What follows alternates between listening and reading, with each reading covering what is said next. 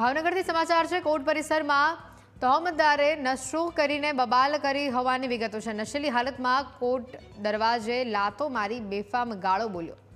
વકીલોએ પોલીસે બોલાવી તહોમતદારને પોલીસના હવાલે કર્યો હોવાની માહિતી છે। ભાવનગરમાં કાયદો વ્યવસ્થા કથળી હોવાના બાર કાઉન્સિલના પ્રમુખનો દાવો છે। શહેરની સ્થિતિ નહીં સુધરે તો વકીલો આંદોલન કરશે।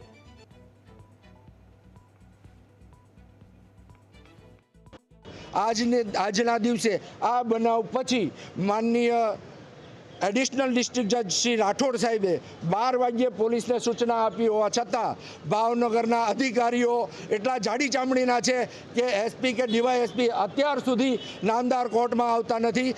ભાવનગરના વકીલો અને ભાવનગરની જ્યુડિશિયરી પોલીસ તંત્ર માટે એક અનિચ્છનીય વ્યક્તિઓ હોય એવી રીતે આ તંત્ર કામગીરી કરી રહ્યું છે।